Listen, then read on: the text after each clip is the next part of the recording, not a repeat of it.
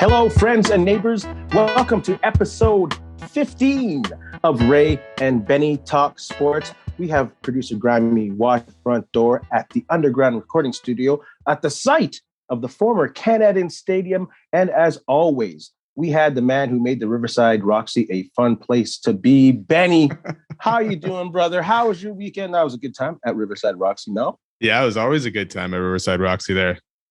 Couldn't go wrong. Besides the expensive drinks, though. That was always the rough part. Was it what back in the day? What, $3.75 was expensive? Yeah, well, when you went from those Zach's Blitzes for $1 to $3.75, man, that hurt the pocketbook. Friends and neighbors, we have plenty of stories from Zach's on Jefferson to share with you. We'll get into those maybe later on in episode 30, 34, who knows. But before we get going, don't forget to smash that subscribe button. Leave us a like. Leave us a comment. Get involved. We do read your comments. And maybe you might get on the podcast one day. So tell us what you think. Tell us what you think of our nonsense. Get involved and smash that subscribe button. We have a lot to catch up on, especially with the NFL playoff action. What a crazy weekend. Lots of action. Lots of happiness, lots of sadness. We'll get into that. We'll touch on some NHL hot topics. And, we got Benny versus Coin coming up. We have Benny's Brickhead of the Week. And we have the OG segment called Eat That Hot Dog. So stay tuned for that. But let's talk about our Bombers. Not much going on in the offseason. We're leading up to free agency. But, little by little, the team is coming together. Unfortunately, we're going to lose a big piece in Congo. He's getting a shot with the Broncos. With the Broncos. That's a tough piece to lose. He rotated in there for Willie Jefferson, and him being a non-import was huge. But all the luck to him on his second shot. Hopefully he can stay healthy and hang on in the NFL. Yeah, he went out to San Francisco a couple seasons ago, right after the 2019 season. So obviously the CFL didn't play in 2020, so we didn't know what we were missing kind of thing. So we'll see now. But yeah, hopefully he can stay away from the injuries and make it for the Broncos. It'd be interesting to see what he can do in the NFL. Yeah, I think he could be a force. I think he could be like an outside linebacker type. He's not going to be Khalil Mack, don't get me wrong, but that type of player, the hybrid linebacker, outside rusher. And let's talk about a couple signings. We had got special teams ace Mike Miller returning to the team, not just, as a great special teams player, but one of the leaders on the team. Jeff Gray, an important signing as well with losing, Drew Desjardins. Drew, yeah. So it was important that we got, and he's a hometown boy. Yeah.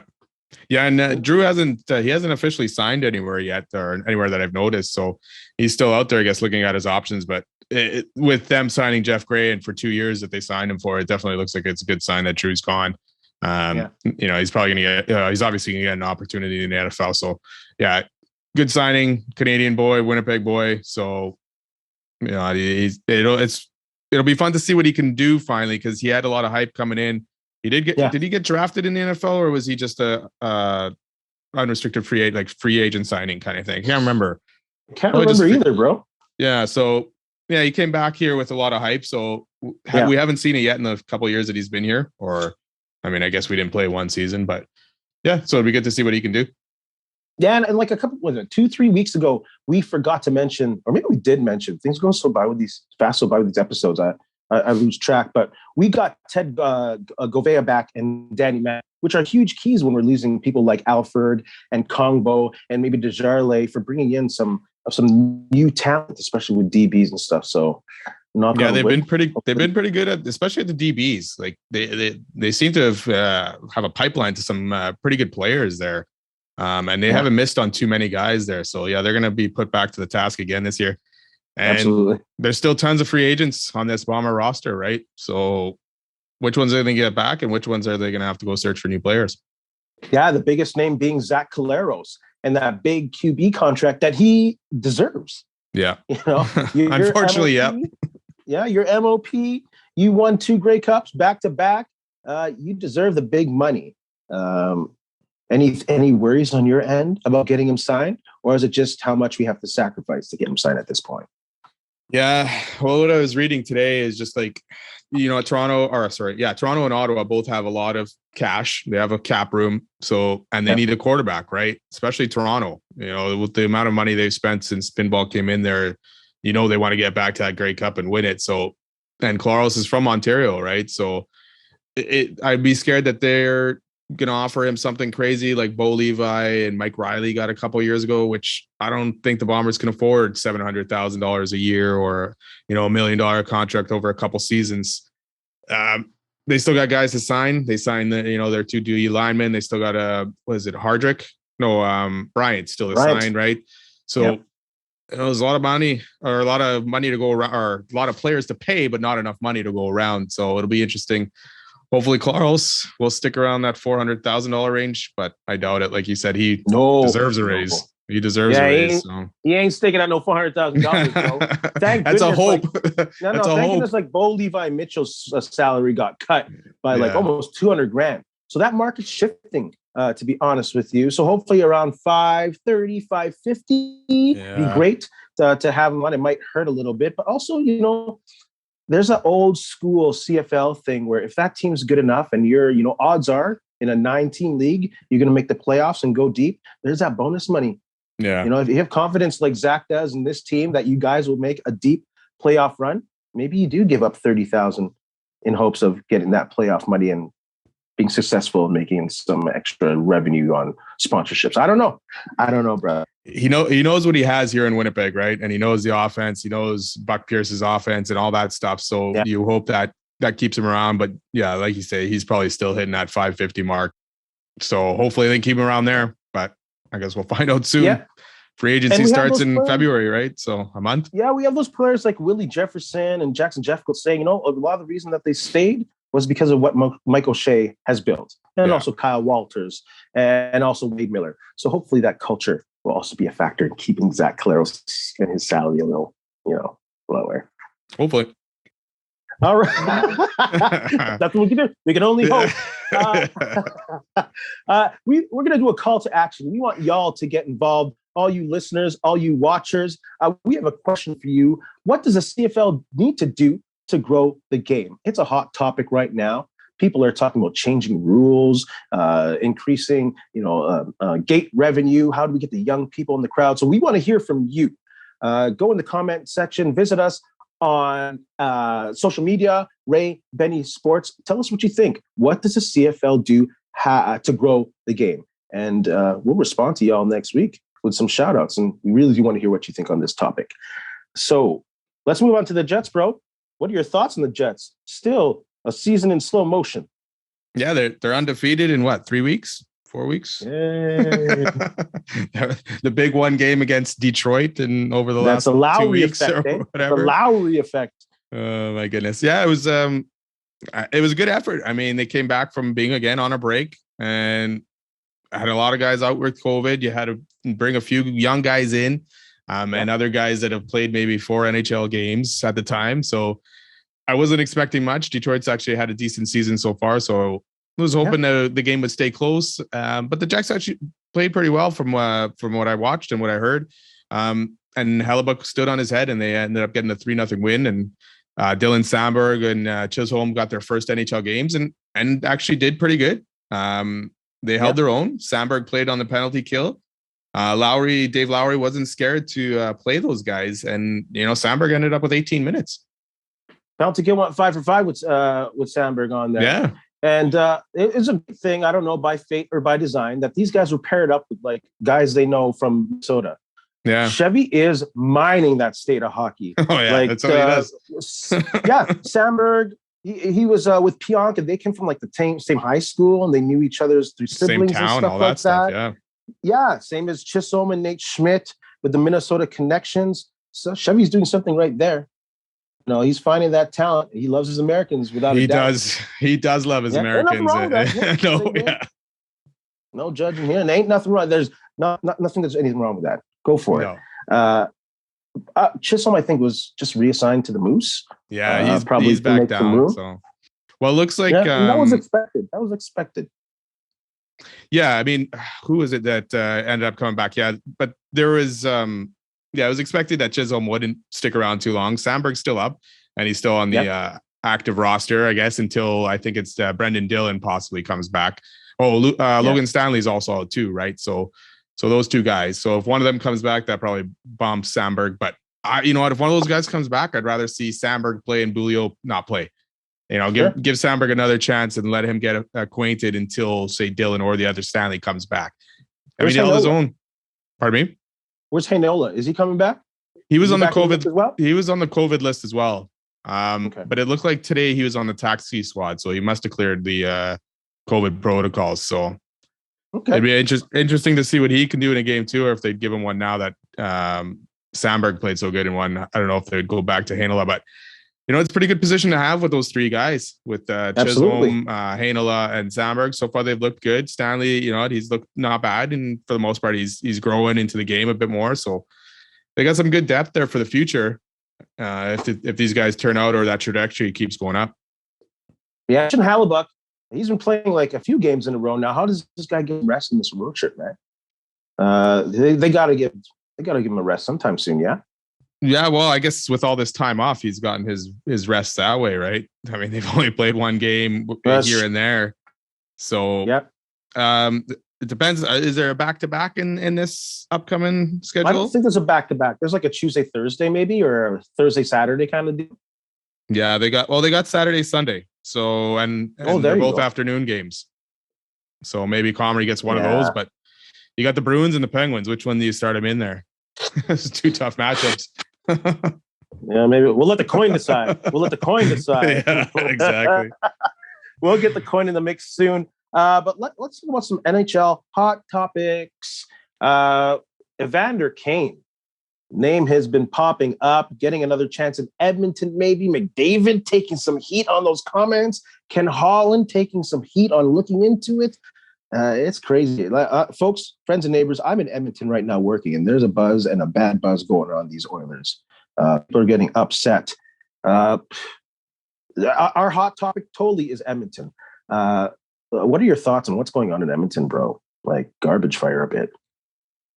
Yeah, it's been a disaster, and then looking to sign Evander Kane, puts almost a cherry on top of the whole situation where it's going right now. Oof. I mean, the guy is, the dressing rooms. I don't know about the dressing room, how it is in Edmonton, but it's probably not great right now. Then you throw in a guy like Kane, who's gone on and apparently destroyed a couple of dressing rooms. Is he really the guy that's going to help your team? Not really. You need goaltending. I mean, Kane's in trouble again for doing something in the AHL with his vaccine status or card or not following protocols, I think it was. So he's in trouble again. That's why he's not signed yet. Otherwise, Edmonton probably would have signed him last week. So they're waiting on that stuff to get cleared. Yeah. So do you really want that headache back? Or more headaches for Edmonton? Edmonton's desperate, man. But they do got to make a move for a goalie. My goodness. Yeah. They're helping them. Like, I thought their defense would pick it up, and I thought their back end would be strong, but it's horrible watching them, man. They're in bad shape. The thing was, it was always a kind of a gamble with Duncan Keith making that trade. I mean, the guy was kind of falling off over the last few years. A lot of people hated the trade and thought, oh, that's funny. It's a horrible move. Then they went and got Cody Ceci, and they signed him for a few years, and he's been hit and miss too. I mean, maybe he had a bit of a bounce back season last year, but again, you're not getting a very good defenseman there. So that back end was never really fixed. Like you got a high end. Like there's a lot of money on that back end when I was looking today at Cap Friendly. All those guys are making at least over 3.5. Those four guys, Barry, Keith, CC, and now Nurse. And Nurse's extension hasn't even kicked in yet. So yeah, it's not the greatest. Then your goaltending, which was actually decent to start the season, has fallen off. All these guys are on 900 save percentage, almost 3 goals against. The Oilers have lost 6 in a row. They've won 2 of 14.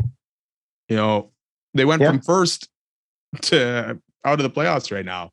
So things aren't looking good right now, especially that McDavid and Draisaitl aren't lighting up the NHL. There's no depth. Yeah. No one's talking about Tippett, but safe. Yeah, I mean, but then again, you're just firing another coach. Is that really the issue at this point? I don't even know. You've seen it happen in Vancouver. You've seen it happen in Winnipeg. So why not Edmonton? Why not? Yeah, they can sign your boy, Paul Maurice. Sure, why not? Yeah. Why not? And he can come and beat on us. They really need to fire probably Ken Holland more than anything. I mean, hiring the guy man. Hiring that guy in the first place probably was not the right move. You know, they went from Peter Cirelli to Ken Holland, and none of it was probably a good move at all. And you know, they've been screwing it up for years. I have no sympathy, just another really. Retread, man. Just another retread. They're probably gonna bring back Kevin Lowe anyway, so whatever.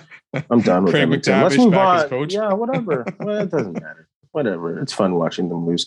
Sorry, Edmonton fans. I love you. Let's move on to the NFL playoffs. Playoffs. Crazy game. Let's just start off with the Pittsburgh Steelers against the Kansas City Chiefs. Utter dominance. Kind of what everyone expected. No surprise there. Casey's roster was just too fast, too strong, executed too well. I don't have much else to say. Steelers are done. We're on to a new era in the next offseason, and cheers. That's pretty much it for me. Yeah, it was always going to be a tough battle for them to beat big KC, especially if KC started clicking on offense. And it looked good for the Steelers at the beginning. TJ Watt with the fumble return, and thought, okay, maybe TJ Watt can disrupt this game enough to keep Pittsburgh in it. But then KC just got rolling, and the Pittsburgh offense couldn't keep up. No, they didn't really score until late in the game when the game was pretty much out of hand. So it would have been kind of cool to see at the end there with Ben had that last drive if his last pass would have ended up in a TD pass. You know, he got so close. I think he got tackled at the 3 for his last pass of possibly his career. I mean, we don't know for sure yet, but it sounds like he's done. He'll be done. He's not going to come back to this mess. No, speed kills. What Pittsburgh Steelers had in their advantage is the pass rush. When you don't have that with Steelers defense this season, you're done. Yeah. Let's move on to the 49ers and Cowboys. Crazy ending to that game. Oh, yeah. I don't even know what to think of that call. I don't know who to blame. Do you blame Kellen Moore? Do you blame Mike McCarthy? Do you blame Dak Prescott? Well, any which way, but more bully ball by the San Francisco 49ers for the win. Yeah, I think all three of them kind of get a blame in it. You know, you can justify the call a little bit, but there's certain things that should have happened in that play. Dak should have probably went down earlier. Absolutely. He should have gave the ball to the umpire instead of giving it to his center. Like, there's all kinds of mistakes on there, you know, and the Niners opened up the field for them on that defense they played. And, you know, they're probably okay. Obviously they're very okay with that run, but yeah, Dak should have probably went down earlier and then give him a shot. But to me, why not take a throw? Why not? You got 2 shots to the end zone, possibly go for that. But like you say, it was a crazy game all around. They shouldn't even got to that point. You know, like the Niners had that 4th and 1, 4th and inches, basically, that they ended up converting, but then got a penalty. They had to punt the ball back. It was a mess. Like, as a Niner fan watching that game, it was like first half, great, fantastic. Then Jimmy, you know, does Jimmy things and throws an interception that Dallas ends up scoring on. So it was a weird game all around. Luckily, the Niners were able to pull it off and move off to Green Bay next weekend. Yeah, it's the offensive play calling for Dallas is just mind-boggling. I don't know what Kellen Moore is doing. He's checking out already. He's looking for a head coaching job, so he's done. But who knows? But that's San Fran offensive coordinator keeping it on the ground. Those are the two total opposites. Dallas ran the ball, 20 times? San Fran ran it almost 40 times. Yeah. That was a game changer right there. Possession, not many mistakes. Still a great game. I could do without the Nickelodeon slime, to be honest with you. Yeah, I just watched clips of that. I wasn't watching the actual game with the Nickelodeon stuff going on. So yeah, it was a good game by the Niners D too, though. Losing Bosa, they still end up with 5 sacks and 14 hits still on Dak. So it was good. Yeah. You know, a good defensive effort. So we'll see what happens next week when they travel to Lambeau Field. Enjoy that game. We're going to come up to that game with Ray and Benny versus the Coin. But let's move on to the Raiders and the Bengals. Bro, I'm falling for these Bengals. I enjoy watching these guys play. I'm familiar with them some 2 times at least this year. And they just have an energy to them. They're young. They don't give an F. They're flying around the field. Joe Burrow has confidence. Jamar Chase looks good. Their defense is flying all around. I might cheer for them, bro. I don't care if they're AFC North rivals. I might see them go far. They're impressive. Yeah, they got like you say, their defense is still pretty good too, but that offense is pretty exciting to watch. Joe Burrow is very good. He's been a very good quarterback coming back from that injury too last year. Jamar Chase, what a draft pick there too. Joe Mixon on top of it. Like they were moving that ball pretty good. but they couldn't finish a lot, and they let the Raiders stay into this game, and Raiders almost came back and tied it at the end. I'm going some questionable play calling there on the Raiders' part as well, just like the Dallas part. But yeah, the Bengals look exciting. They got a tough game coming up though, so it'll be interesting to see what they can do against the better D as well there. Yeah, and obviously we'll get involved in the off-season happenings and all that with coaching changes. But I just like to say about the Raiders, I think they should keep this coach. I think they should really consider keeping this coach, even though Mike Mayock just got fired today. Sure, whatever. Another Davis family move. But when a team rallies around a guy after a head coach gets fired, after a guy gets in a DUI and kills someone, after another guy gets in a DUI, and the way this guy kept that team together and made the playoffs, that's pretty impressive. So if he doesn't get stuck with the Raiders, if he doesn't stick with the Raiders, hopefully he gets another job somewhere, because that's impressive. That's impressive in my books. Mind you, I'm a Steelers fan, so I was very impressed this year. But let's move on to the New England Patriots and Buffalo. Your thoughts on that eye-opening game, brother? Yeah, I don't think I've ever seen Bill Belichick's team ever get destroyed like that. But the Bills were humming. Like Josh Allen was just on point, 5 TDs, only 4 incompletions. Like he just, he was all over the field and throwing balls, and they weren't stopping. They kept going right to the end, making sure. And they weren't settling for field goals. They were going for those TDs every time. Yeah. And then, on top of that, they got the running game going as well. It's not, Josh Allen's running too, but Singletary is actually getting going. So maybe that gives them that second dimension there that they're not always having, that they could use. And they definitely made the Bills pay. And, Mac Jones looked like a rookie for the most part, struggling in a playoff game, first time there. But we'll see what he builds off of from this. But yeah, it was a shocker. I thought it would be a lot closer game. I thought the Bills would win, obviously, but I still thought New England would battle. Yeah, this is the Bills team that everyone was expected to see in week 1, the Super Bowl contender. And they, like you said, you've never seen, I can't remember a Bill Belichick team getting dominated on defense like that. They had no factor at all. And of course, that rookie quarterback is just too big of a stage for him. He wasn't, they did what he could with him. But they're not there yet. But I don't think they're done. I think Bill Belichick is building something good there. What I love about Bill Belichick is his pressers after the game. I don't think there's a coach in the world that can make every question sound like it's a stupid question. Yeah. What coach answers a question? I don't know. That's amazing. I love him.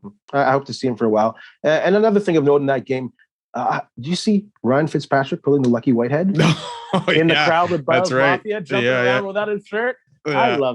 I love that. It's such a good thing to see him with the crowd. Yeah, that's pretty cool to kind of see that. It's like, I don't know if fans of Washington are going to like it or not, but yeah, it's pretty cool seeing the opposite fans in there. I mean, BC still ended up signing Lucky Whitehead even after he came here and big partied with Winnipeg. Yes. Yeah. Are there any fans left in Washington anyway? So probably shouldn't be. Rough go. We'll talk about them in the offseason. Whole episode. Oh God. Take a few episodes on Dan Snyder alone. Yeah, exactly. How about Eagles and Bucks? That game, it is what it is. Yeah, it is what it is. Eagles don't have the roster, don't have the coaching. Bucks have the coaching, they have the roster, and they have Tom Brady, bro. Yeah, and he was firing on all cylinders pretty early in that game, and I mean that game was over in the first quarter of that game. I mean it never got close. I mean the Eagles scored 2 late TDs again in garbage time. So that to me is the only thing about that game, and even your Steelers there, that 7th seed playing that top seed. There was 2 lopsided games, so I don't know if it was even a good idea to expand these playoffs to that 7th seed. But I guess there was blowouts in other games too, so it doesn't make a difference. The Bills got blew out New England. But yeah, this game probably the worst one of the weekend. Yeah, we'll see. 2 old linemen for Tampa Bay ended up getting hurt in this game. One of them finished, one of them didn't. So we'll see how they are, because they'll need them against the Rams or the Cardinals next week. Yeah, and I believe they lost a defensive tackle as well. Yeah, so maybe they did. Yeah, yeah, the Bucks are, or maybe it was San Fran. I think y'all lost a defensive tackle. Well, Nick Bosa got hurt. Nick Bosa got hurt halfway through the game, concussion, and then Fred Warner went out late. But Warner should be okay. Bosa's got to clear a concussion protocol. So too many names for me to remember, bro. Too many. There was another defensive end, Jordan Willis from San Francisco, that got hurt too. So, but no, that wasn't it. Bosa's the main concern. Yeah, he's a pretty big cog. He's a pretty big cog. He causes a lot of damage. Yeah. We still got the Cards and Rams playing tonight, a Monday Night Football playoff game, whatever. I kind of find that ridiculous. But anyway, Cards and Rams. We'll see. Yeah. I think both of us got the Rams and the coin as well. No, I think the coin took the Cardinals. We got the Rams. Coin took the Cardinals. Not looking good so far for the Cardinals. They're down 21-0 at the close to the end of the second quarter. So 21-0? 21-0. Kyler Murray not having a good start to his playoff career. Yeah, 22 yards passing so far in a half. 2 INTs. That's not good. Oh my gosh. That was like the Steelers being outgained 344-44. Oh my gosh. What a disaster. I can't wait for this offseason.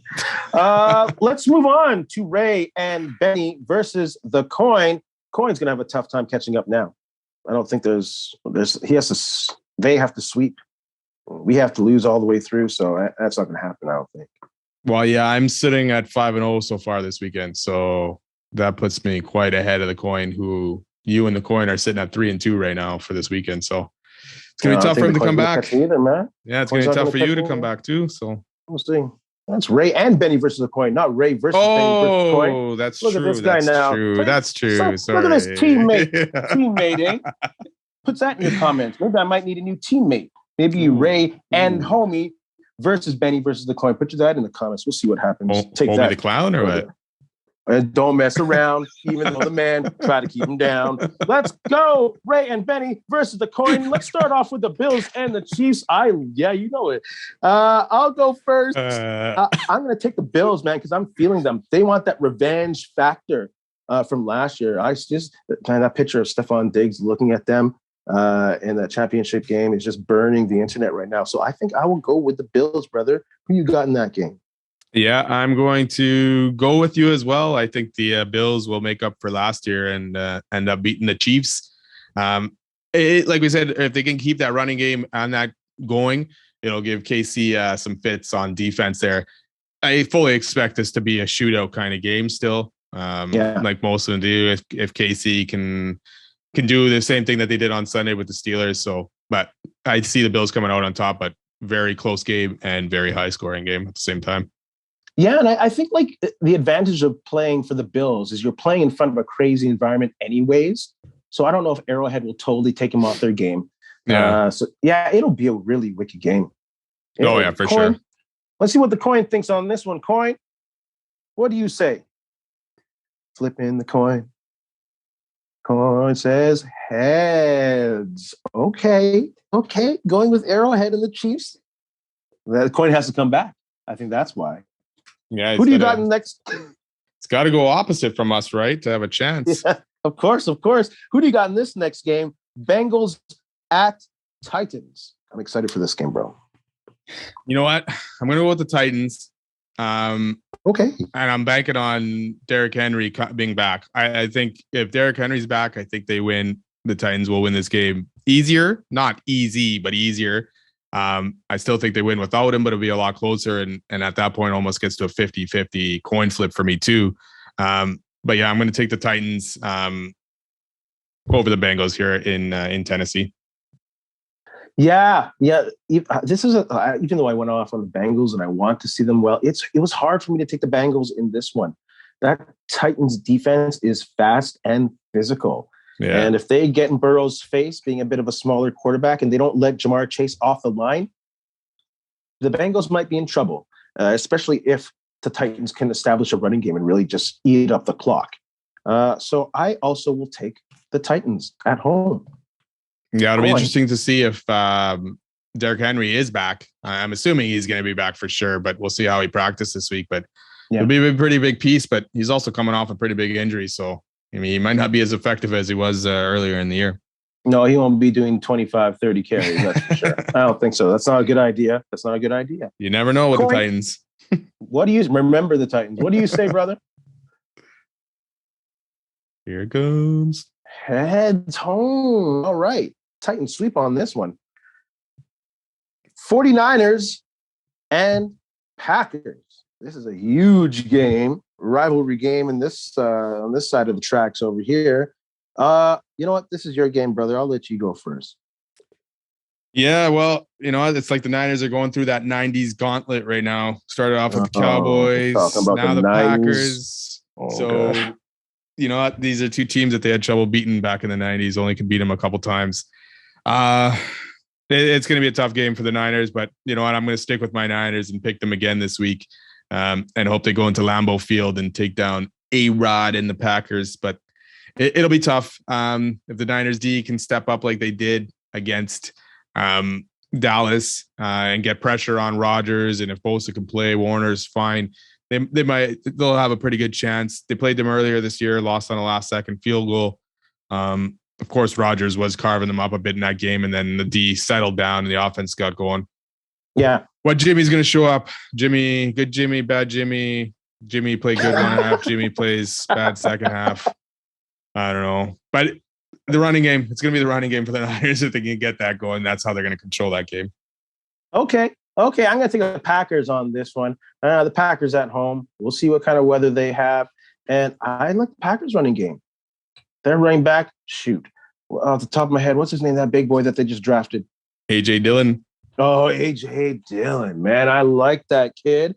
I like that the new kind of wrinkle he puts into that Packer offense. So I'm going to take the Packers at home. I've already lost twice bet against the 49ers, but I'm going to have to do it. Packers at home. Coin, what do you got to say?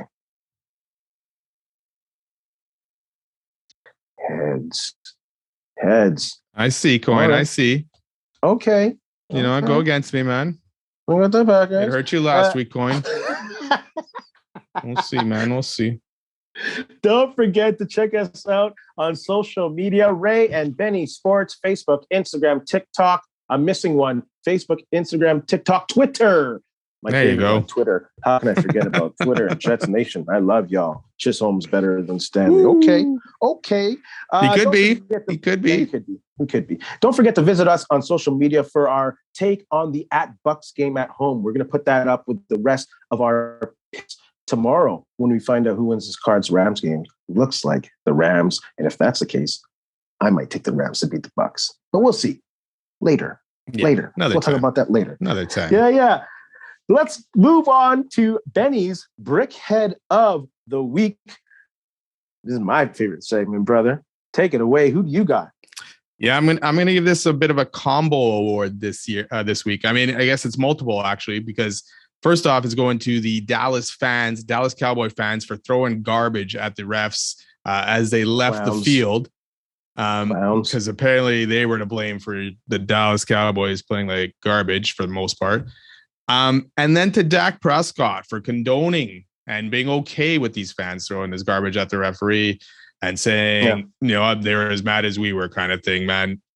You knew it was, it plays on your part where part of the problem with Dallas, you can't blame the referees for you end up losing the game and condoning them getting garbage thrown at you. So Dallas Cowboy fans, Dak Prescott, you're my brickhead of the week.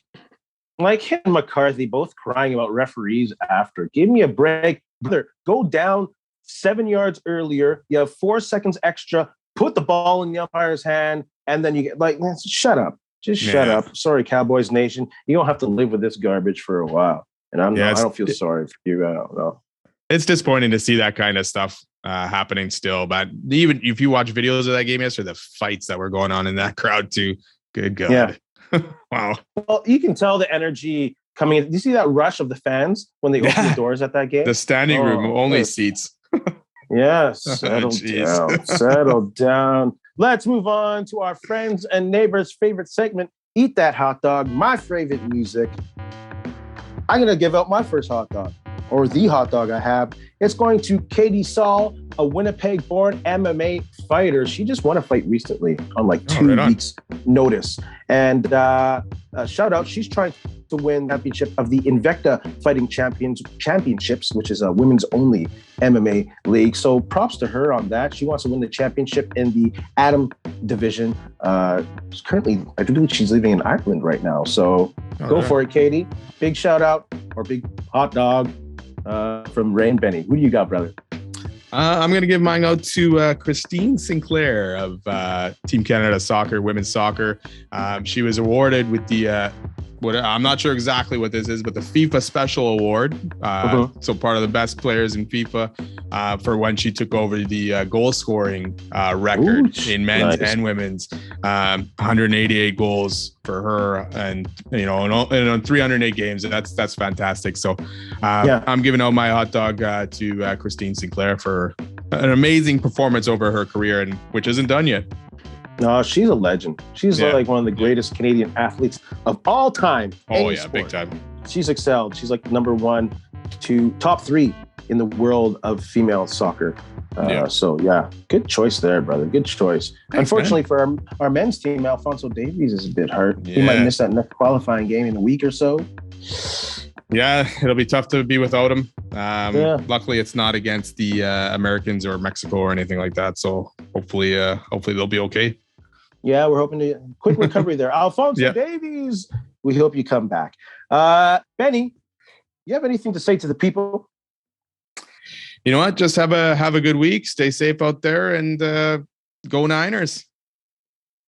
And in the words of Daryl Sutter, it's not always whether you win or lose. It's whether you're winning or losing.